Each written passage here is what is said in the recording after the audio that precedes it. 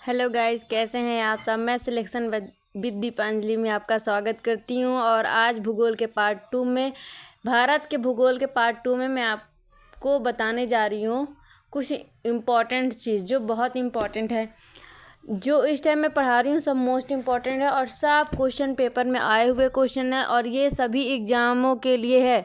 ठीक है, ये सभी एग्ज़ाम्स के लिए मोस्ट इम्पॉर्टेंट क्वेश्चंस है। चलिए आज हम देखते हैं कि पहले हम देखते हैं जल सीमाएं। क्या देखते हैं? जल सीमाएं, यानी कि जल सीमाएं देखते हैं। उससे पहले कुछ हम जान लेते हैं। भारत की प्रमुख तटीय सीमा की लंबाई कितनी है? तो 6100 है। मैंने कल की क्लास में आपको बता दिया था। और द्वीपों समेत कितनी है? तो ये मैंने यहाँ पे लिख दिया है। कितना है? 7516.5 किलोमीटर। ठीक है। मुख्य भूमि की तटीय सीमा की मतलब यहाँ ये क्वेश्चन है कि मुख्य भूमि से तटीय सीमा से मतलब जो कितने जिले जुड़े हुए हैं। तो 66 जिले जुड़े हुए हैं और 9 राज्य स्पर्श करते हैं किसको? तटीय क्षेत्र को। तो और तटीय क्षेत्र कहाँ से कहाँ तक है? तो गुजरात से कहाँ तक है? गुजरात से पश्चिम बंगाल तक जितने भी देश हैं सब क्या है, मतलब नीचे से। यहाँ पे मैं आपको एक बार दिखा देती हूँ, आप ये मत समझिएगा कि सारे राज्यों को आप समझ लीजिए। ये देखिए, ये यहाँ पे एक मैं दिखा रही, ये यहाँ पे गुजरात है और यहाँ पे क्या है? पश्चिम बंगाल यहाँ पे है। तो ये किनारे वाले, ठीक है, ये जो किनारे वाले जितने भी राज्य हैं, कितने राज्य जुड़े हैं? तो 9 राज्य जुड़े हैं। ठीक है। और अगर हम ज़िले की बात करें तो 66 जिले जुड़े हुए हैं। चलिए, समझ में आया आपको बात? ठीक है, चलिए देखिए। तो अब देखिए, समझ में आया कि 66 जिले और 9 राज्य स्पर्श करते हैं तटीय सीमा को।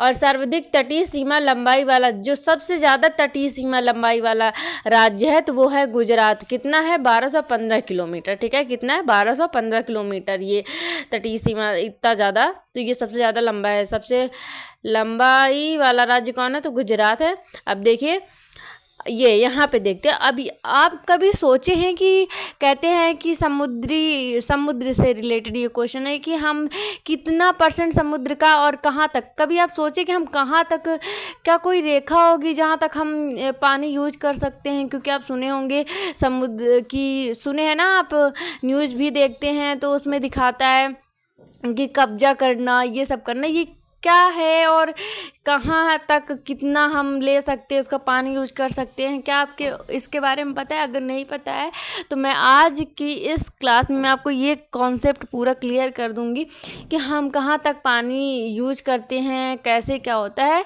तो चलिए पहले हम इसके बारे में जानते हैं। तो ये देखिए, यहाँ पे दिया है, अंतर्राष्ट्रीय समुद्री संगठन की व्यवस्था के अनुसार किसी देश, चाहे किसी भी देश हो, ठीक है ना, सिर्फ भारत ही नहीं, किसी भी देश है। और यहाँ पे मैं इंडिया के बारे में पढ़ा रही हूँ तो इसलिए मैंने यहाँ पे इंडिया लिख दिया है। ठीक है। जलीय सीमा को 3 भागों में वर्गीकृत किया गया है। कितने भागों में? तो जलीय सीमा को 3 भागों में वर्गीकृत किया गया है। तो कौन कौन से भाग है उसको हम देख लेते हैं।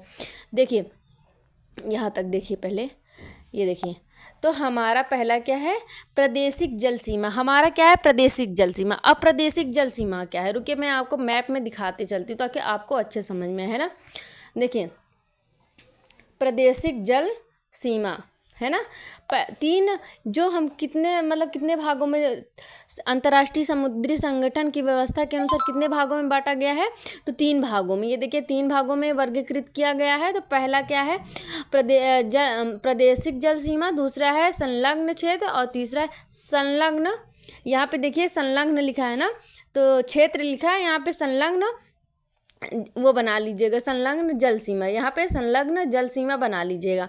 और यहाँ पे अनन्य आर्थिक क्षेत्र ही होगा। ठीक है ना, यहाँ पे जल सीमा होगा लेकिन यहाँ पे क्षेत्र ही होगा, इस बात का ध्यान रखिएगा। चलिए, अब मैं आपको प्रादेशिक जल सीमा के बारे में बताती हूँ कि प्रादेशिक जल सीमा होती क्या है।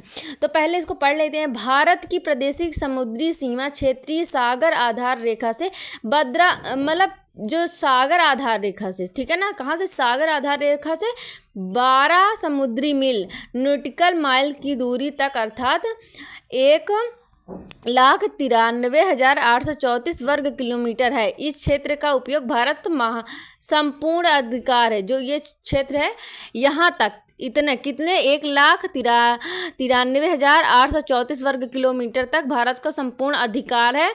क्या किस लिए अधिकार है? उसका उपयोग करने के लिए। अब यहाँ पे आप एक चीज़ देखिए, नॉटिकल माइल, ये देखिए यहाँ पे ये मैंने लिखा है ना नॉटिकल माइल। नॉटिकल माइल यानी यन और यम है ना। ये देखिए मैं आपको फिर से लिख देती हूँ। देखिए ये नॉटिकल माइल है ना, ये नॉटिकल माइल, इसको शॉर्ट फॉर्म में क्या कहते हैं? यन और यम क्या कहते हैं? Nautical mile. और आपको पता है नॉटिकल माइल क्या होता है? नॉटिकल माइल समुद्री या महासागर, समुद्र या महासागर की लंबाई मापते हैं। नॉटिकल माइल से क्या करते हैं? समुद्र या महासागर की लंबाई मापते हैं। और क्या मापते हैं? तो लंबाई मापते हैं। ठीक है, समझ में आई आपको? चलिए, तो इतना समझ में आया नॉटिकल माइल का मतलब क्या होता है। तो जब हम समुद्री या महासागर या सागर में लंबाई मापते हैं तब हम नॉटिकल माइल में मापते हैं। ठीक है ना। चलिए अब आगे देखते हैं। अब आपको एक बात और बता देती हूँ, एक नॉटिकल माइल बराबर होता है एक नॉटिकल माइल बराबर होता है 1.8 किलोमीटर। कितना होता है? 1.1 नॉटिकल माइल। एक नॉटिकल माइल बराबर 1.8 किलोमीटर। ठीक है, एक नॉटिकल माइल बराबर होता है कितना? एक नॉटिकल माइल बराबर होता है 1.8 किलोमीटर। तो यहाँ पे कितना लिखा है? 12 नॉटिकल माइल है। तो 12 नॉटिकल माइल मतलब कितना? तो 12 नॉटिकल माइल बराबर कितना हो जाएगा, आपको पता है? तो देखिए 12 नॉटिकल माइल बराबर हो जाएगा 21.6 किलोमीटर। तो हमारी प्रादेशिक जल सीमा, हम कितना इसको वो कर सकते हैं? 12 नॉटिकल माइल बराबर इतना होता है। ठीक है, कितना? 12 नॉटिकल माइल बराबर। तो 12 नॉटिकल माइल बराबर क्या हो जाएगा? 21.6 किलोमीटर। तो हम कितना प्रादेशिक जल सीमा कितनी लंबाई है उसकी? तो 12.6 किलोमीटर है। एक नॉटिकल माइल बराबर होता है 1.8 किलोमीटर। याद रखिएगा इस बात को। अब दूसरा हमारा है संलग्न। ये यहाँ पे क्या है? संलग्न जल सीमा। यहाँ पे जल सीमा लिख लीजिएगा, संलग्न जल सीमा। अब संलग्न जल सीमा की बात करें तो ये दूरी आधार रेखा से 24 समुद्री मील तक है। इस क्षेत्र में भारत को साफ सफाई, सीमा शुल्क वसूली और वित्तीय अधिकार है। जो भी लिखवा रही हूँ मोस्ट इम्पॉर्टेंट है, तो आप देखते जाइए। ठीक है ना।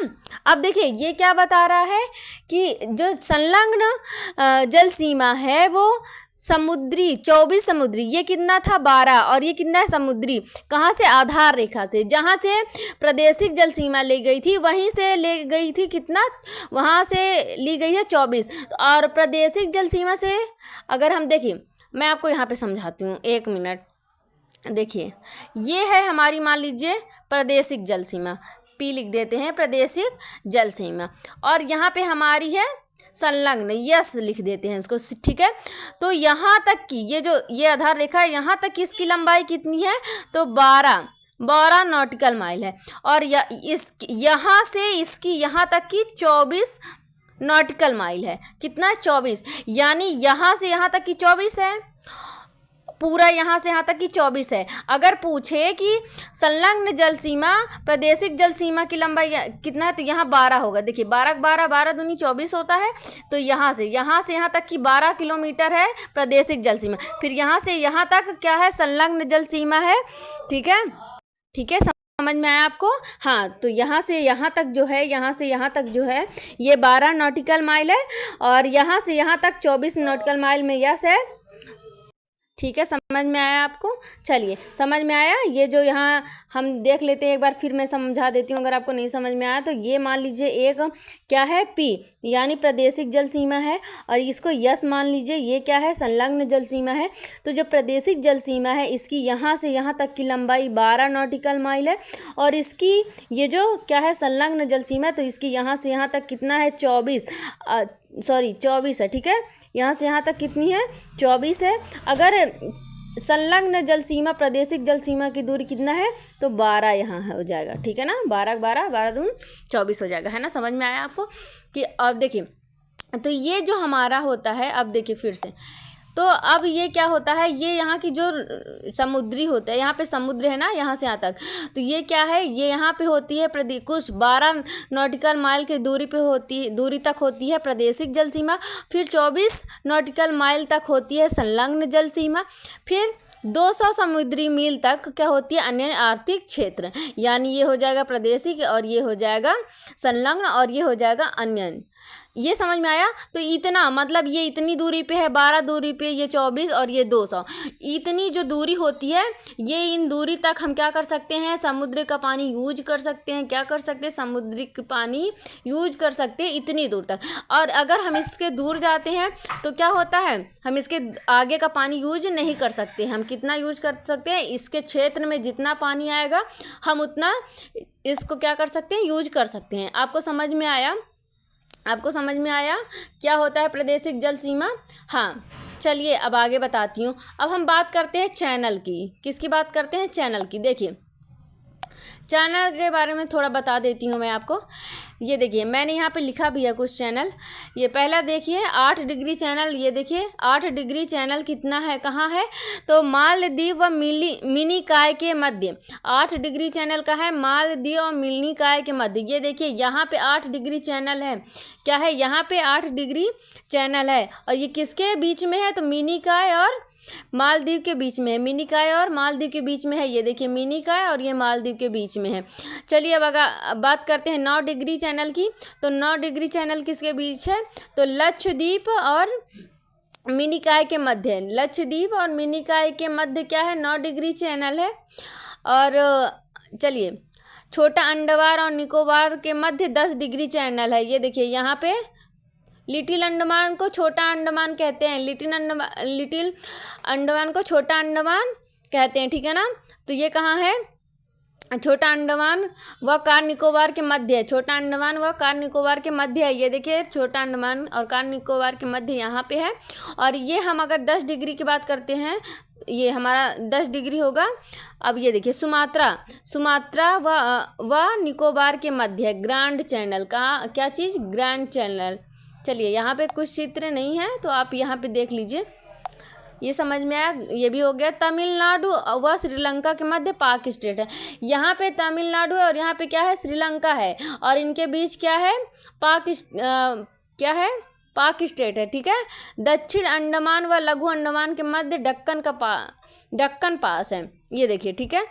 कोको द्वीप व उत्तरी अंडमान के मध्य कोको स्टेट है। तमिलनाडु व श्रीलंका के मध्य पाक की खाड़ी है।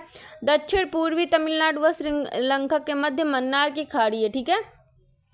लक्षद्वीप व मालाबार तट के मध्य क्या है, लक्षद्वीप सागर है। चलिए इतना समझ में आया। ये आपके कुछ चैनल है, आप इसको मैप में देख लीजिएगा। मैप के थ्रू आपको बहुत जल्दी ये याद हो जाएगा, कोई परेशानी वाली बात नहीं है।